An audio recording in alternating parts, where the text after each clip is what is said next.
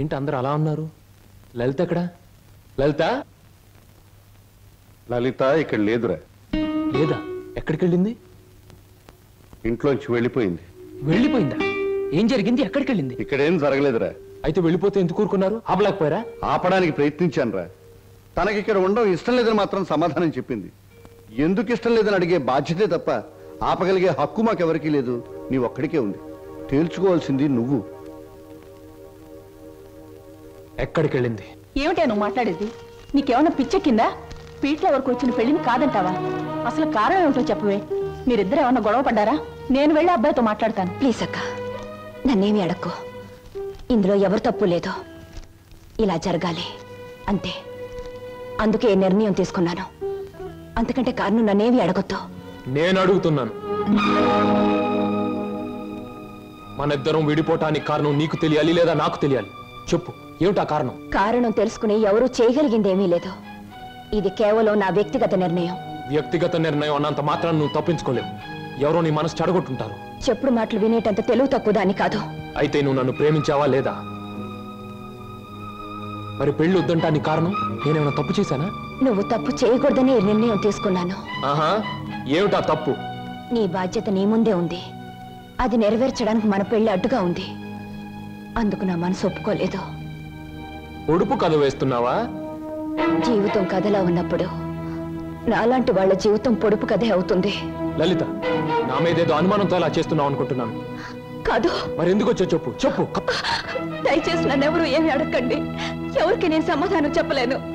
నా బాధలు, నా నిర్ణయాలు అన్ని నాలోనే ఉంచండి. ప్లీజ్ నన్ను ఇలా వదిలేయండి. ప్లీజ్. చూడు లలిత, నువ్వు ఏ నిర్ణయం తీసుకున్నావో ఎందుకు తీసుకున్నావో నాకు అనవసరం. ఎల్లుండి ఆఖరి ప్రోగ్రాంలోగా దానికి కారణం చెప్పాలి. అది నిజంగానే నాదే తప్పైతే నీ మార్గం నుంచి నేనే తప్పుకుంటాను. పొడుపు కథలాగే ఇంకా నిజాన్ని మిగిల్చావో నేను ఈడ్చికెళ్ళి ఆ పెళ్లి పేటల మీద నీ మెడలో 3 ముళ్ళు వేస్తాను. ఇది మాత్రం నిజం. Mind it.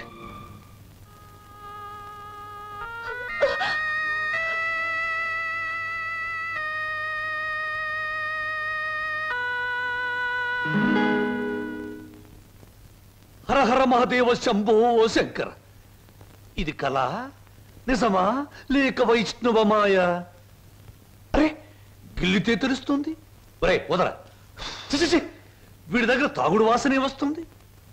నువ్వు కట్టుకున్న చీర రంగు కూడా తెలుస్తుంది. కనుక ఇది కళ కాదు, నిజమే. ఇప్పుడు చెప్పు, నేను నీకు ఏం చేయాలి? మీరు నాకు సహాయం చేయాలి. చెయ్యకపోతే నా పేరు బొక్కల బోదరం కాదు. ఎల్లుండే శ్రీనివాస్కు నాకు పెళ్లి. అందుకేగా నేను ఇలా చిక్కిపోయాను. ఇప్పుడు ఈ పెళ్లి చేసుకోవడం నాకు ఇష్టం లేదు. మరి మొన్నటి వరకు మీరిద్దరూ ఆడారు, పాడారు, డాన్సులు చేశారు. మరి మళ్ళీ మధ్యలో ఈ ట్విస్ట్ ఏమిటి? లంబోదరం గారు, శ్రీనివాస్కి నాకు ఈ పెళ్లి జరగకూడదు. నాకంత అయోమయంగా ఉంది. సీత రావుణ్ణి వద్దంటే నమ్మనా? రాధకృష్ణుణ్ణి మురళి ఊదొద్దంటే నిజమనుకోనా? ఈ రోజున ఏప్రిల్ 1వ తారీఖు కూడా కాదే నేను ఏప్రిల్ ఫూల్ అవ్వడానికి. ఎవరు నమ్మినా నమ్మకపోయినా ఈ పెళ్లి జరగకూడదు. అది మీ ఒక్కరి వల్లే సాధ్యమని తెలిసి మీ దగ్గరకు వచ్చాను. హరహరమదేవ శంభో శంకర. ఇదిక్కడి కోరిక. గుళ్ళు కడుతున్నావు, చందాలు ఇవ్వండి. బళ్ళు పెడుతున్నావు, డొనేషన్లు ఇవ్వండి. పెళ్లి చేసుకుంటున్నావు, డబ్బులు ఇవ్వండి. అన్న వాళ్ళనే చూశాను తప్ప పెళ్లి చెడుగొట్టండి అన్న వాళ్ళను మొట్టమొదటిసారిగా చూస్తున్నాను. It's all right. 1000 అబద్ధాలు చెప్పి ఒక్క పెళ్లి చేయడం కష్టం, గాని ఒక్క అబద్ధం చెప్పి 1000 పెళ్లిళ్ళు చెడగొట్టడం చాలా సులభం. వా గుడ్డు పగలగొట్టగలం, కానీ మనం పెట్టగలమా? పెట్టలేము. రేపు మీరిద్దరూ ఇచ్చే ఆఖరి ప్రోగ్రాం మొదలయ్యేసరికి మీ ఇద్దరిని వేరు చేస్తాను. మధ్యలో నేను దూరిపోతాను. ప్రోగ్రాం అయిన వెంటనే నువ్వు నేను చెప్పినట్టు చెయ్యాలి. ఏమిటది? చెప్పండి. రేపు ప్రోగ్రాం అయిన వెంటనే హాలు బయట నీ కోసం ఓ తెల్లటి మారుతి కారాగుంటుంది. నువ్వు దాన్ని ఎక్కావనుకో, అది సరాసరి నా గెస్ట్ హౌస్ కు తీసుకొస్తుంది. అప్పుడు చెబుతాను నువ్వు నాకు ఏ రూపంలో ప్రతిఫలం ఇవ్వాలో. అంతా జరిగాక ఇవ్వలేదనుకో, స్టేజి ఎక్కి మైకు పట్టుకుని నువ్వు ఇదంతా నా చేత నాటకం వాడించావని వాడితో చెప్పి వాడి చేత నీకు 3 ముళ్ళు వేయిస్తాను. అప్పుడు నేను కూడా వేస్తాను నేనెత్తిన అచ్చింతలు.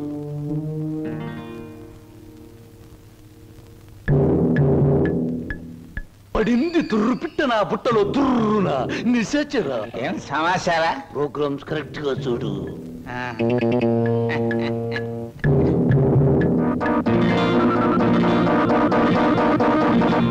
భో శంకర,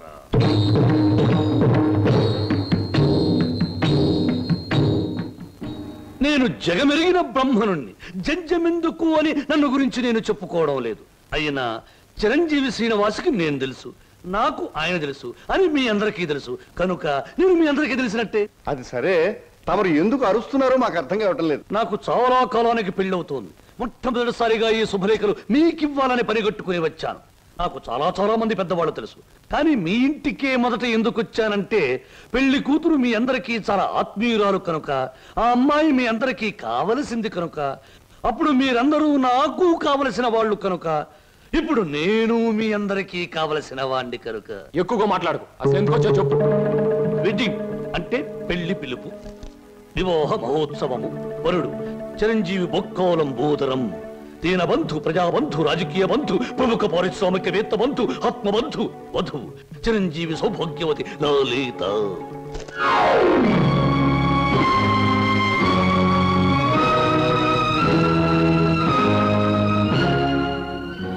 నీకు లలితకు పెళ్ళ? ఏమిట్రా నువ్వు మాట్లాడేది రాస్కెల్? తప్పు తప్పు. రాయబారుల్ని, చిన్న పిల్లల్ని శుభలేఖలు ఇవ్వడానికి వచ్చిన నాలాంటి బుద్ధిమంతుడైన పెళ్లి కొడుకుని దూషించకూడదని పెద్దలు నొక్కి నొక్కి నొక్కి వక్కాణించారు తెలుసా? ఈ పెళ్లికి లలిత ఒప్పుకుందా? తనే వచ్చి నీలాంటి అందగాడు ఈ తెలుగుదేశంలో లేడు అంది. ఎలిజబెత్ టైలర్ని పెళ్లి చేసుకుందాం అనుకున్నా నేను ఏదో కాంప్రమైజ్ ఈ అమ్మాయిని పెళ్లి చేసుకోబోతున్నాను. మా శుభలేఖలు అందుకుని సకుటుంబ సపరివారంగా విచ్చేసి వధూవులను, నూతన వధూవులను ఆశీర్వదించి మదర్పిత చంద్ర తంబూరాది సత్కారములు గీకుని మమ్మల్ని ఆనందింపజే ప్రార్థన. ఇట్లు బుక్కలంబోదరం బోలా శుభంబుయా. మనిద్దరి మధ్య ఆఖరి ప్రోగ్రాం ఇప్పుడే ముగిసింది, కానీ మన సమస్య మాత్రం అలాగే మిగిలిపోయింది. మనిద్దరం విడిపోవటానికి కారణం నువ్వు చెబితే తప్ప నువ్వు ఒక్కడుగు కూడా ముందుకు పెట్టడానికి వీల్లేదు. Come on tell me. Seenu, నేనెవరికైనా సమాధానం చెప్పగలను, కానీ నీ ఎదురుగా నిలబడి సమాధానం చెప్పే శక్తి నాకు లేదు. సీను, సీను, పంప మునిగిందిరా. ఏంటి బాబాయ్? స్వప్న నీకేమైనా చెప్పిందా? లేదే. ఆ లంబోదరం గారి కారులో వెళ్తుందిరా. ఆ కారులో స్వప్నం వెళ్ళిందా? అవును. నీకేమైనా చెప్పిందా? ఆ కారులో వెళ్ళాల్సింది స్వప్న కాదు, నేను. స్వప్న బలికి అవడానికి వీల్లేదు. ఏం పోనేది? సీను, స్వప్న ఎవరో కాదు, ఇన్నాళ్ళు నువ్వు ఎదురు చూస్తున్న నీ మరదలు సరోజ. మసారా ఆల్రెడీ సరుగు రెడీ. మాట మీద నిలబడే మనిషి అండి. అన్న మాట ప్రకారం వచ్చి కారెక్కింది, వర్ణ పొలాన్ని తీసుకొచ్చేసాను అంతే.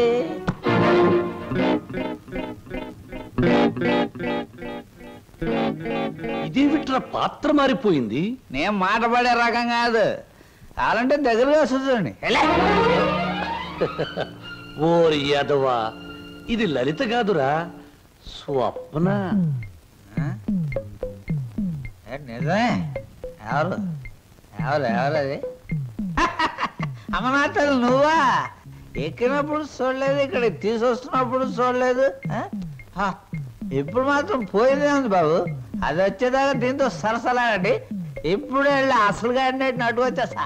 ఒరే నిశాచరా, ఇన్నాళ్లకు నువ్వు ఒక మంచి పని చేసావురా. ఒకటి తెమ్మంటే రెండొచ్చేలా చేసావురా.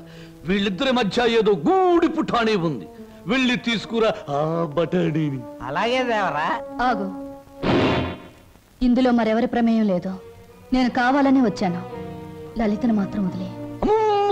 ప్రోగ్రాం ఫిక్స్ అయ్యాక అనుకున్న టైంలో ఆడది నా పక్కన ఉండకపోతే, ఛీ, నువ్వు మా వంశంలో తప్పబుట్టామని మా తాత ముత్తాతలు, వాళ్ళ తాత ముత్తాతలు కూడా కల్లోకొచ్చి లేపి మరీ తిడతారు. అది కాదు, నువ్వు నన్ను కోరుకున్నావు, నేను నీకు లొంగిపోతున్నాను. నేనేమైనా సరే లలితను మాత్రం వదిలే. ఎలాగైనా శ్రీనివాస్కి లలితకి అనుకున్న ముహూర్తానికి పెళ్లి జరగాలి. నువ్వేం చెప్పినా చేస్తాను, పెళ్లి జరగడానికి వీల్లేదు అంటుంది లలిత. నువ్వేం చెప్పినా నేను చేస్తాను, ఆ పెళ్లి జరగాలి అంటుంది స్వప్న. ఇది మిస్టరీయా, హిస్టరీయా, లేక హిస్టీరియానా? లేదు, నేను చిన్నప్పటి నుంచి మా బావ కోసమే బ్రతికాను. ఎవడా బావా? శ్రీనివాస్ నా సొంత బావ. మా మేనత్త మేనమావలు జమీందార్ శ్రీధర్రావు గారిని కాపాడాలని పొలం తగాదాల్లో చనిపోయారు.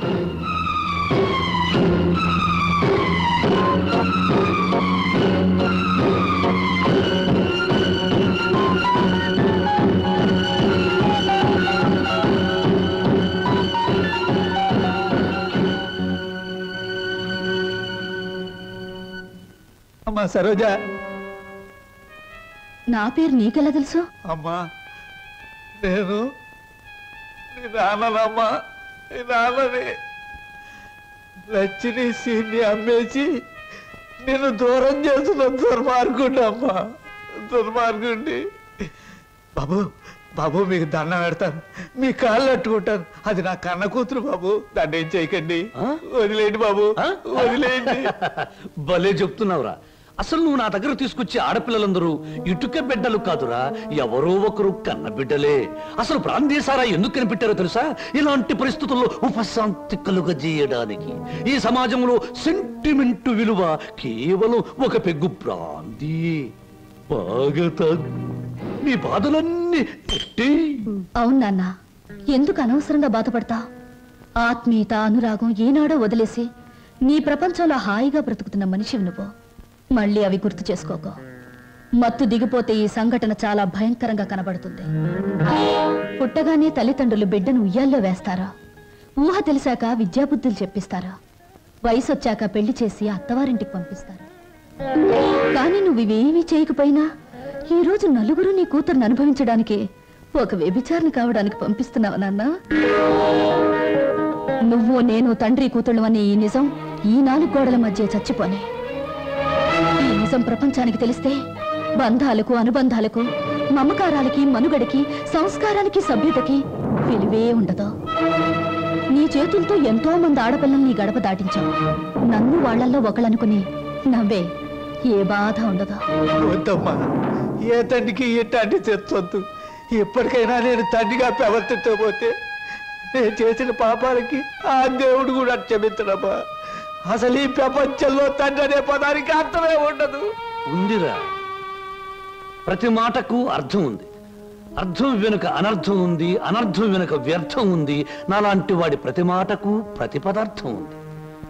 ఎవరిన్ని గింతినా, ఎవరిన్ని రంకెలు వేసినా, శీలమని కొందరేర్చినా, నా మాటలు అశ్లీలమని విమర్శించినా, అన్ని రకాల పిట్టలు రెక్కలు టపటపా కొట్టుకుని ఆ పిట్ట కోసం ఈ పిట్ట, ఈ పిట్ట కోసం ఆ పిట్ట, 2 రకాల పిట్టలు నా గూటికే చేరాయి. మేమే చిరంజీవులం, మా మాటే చిరంజీవి, మా బాటే చిరంజీవి. రావే నా బిడ్డ ఒంటి మీద చెయ్యేసావా చంపేస్తాను.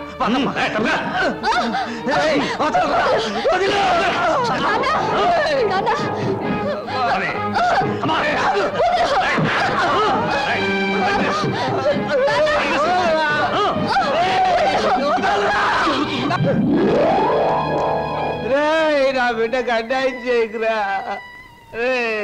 నా బిడ్డ బతు నాశనం చేయకురా.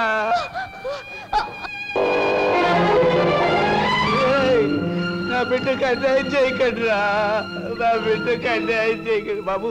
బాబు నా బిడ్డకు అన్యాయం జరిగిపోతుంది. రక్షించు బాబు. మామయ్య బాబు సీను, నన్ను క్షమించమని అడగరా.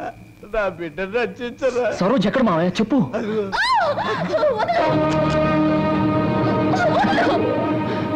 సరోజ. దేవ శంభో శంకర. మీ హీరోలకి ఏమీ పని ఉండదా? అసలు పని అయ్యాక రావచ్చుగా. పానకంలో పుడకలాగా అడ్డుపడి రభస చేయడం ఇదేనా మీ పని? ఇంకేమీ పని లేదా? రభస్ చేయటానికి కాదు, రక్తి కట్టించడానికి వచ్చాను. చూస్తావా? నేను నువ్వనుకున్నంత చవట దద్దమ్మన కాదురా. అంగబలంలో రారాజుని, ఆర్థిక బలంలో మహారాజుని. చవట దద్దమ్మలారా, వాణ్ణి చెరుకు పిప్పిలాగా పిప్పి పిప్పి చేసి పచ్చడి కింద బాగా దంచేయండి. దాని లోపలికి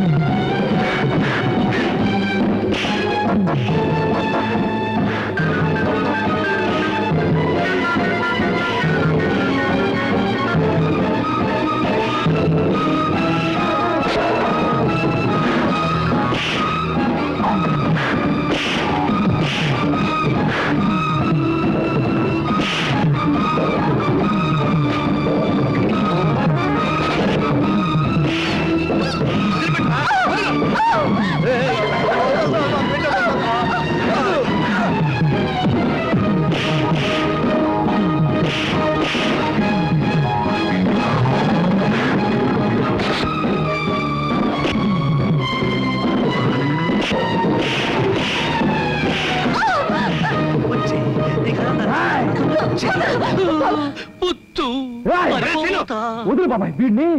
ఆగరా, నువ్వెందుకు ఆ నీచుని చంపి నేరస్తుడు అవుతావు? ఆగు. అవును బాబు, ఈడంత తేలిగ్గా సావటానికి వెళ్ళలేదు. జైలు గోడల మధ్య కుళ్ళి కుళ్ళి సావాలి. వీడి గుట్టుమట్టని నాకు తెలుసు బాబు. నేనే ఈయన్ని పోలీస్ స్టేషన్లో అప్పచెప్పొస్తాను. చిన్నోడివైనా నీకు చేతులు ఎత్తి మొక్కుతాను. నా బిడ్డను క్షమించమని అడిగే అర్హత నాకు లేదు బాబు. నేను చేసిన దుర్మార్గాల్ని మర్చిపోయి నా తప్పుల్ని క్షమించి నా బిడ్డని కాస్త ఆదరించు బాబు.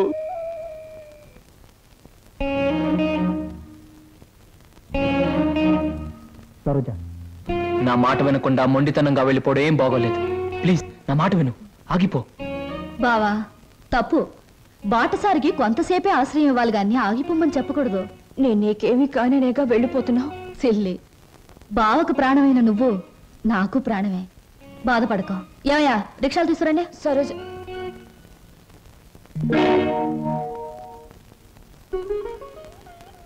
అంకుల్, చీ చీ చీ, ఏమిటి మీ కళ్ళల్లో కన్నీళ్ళా?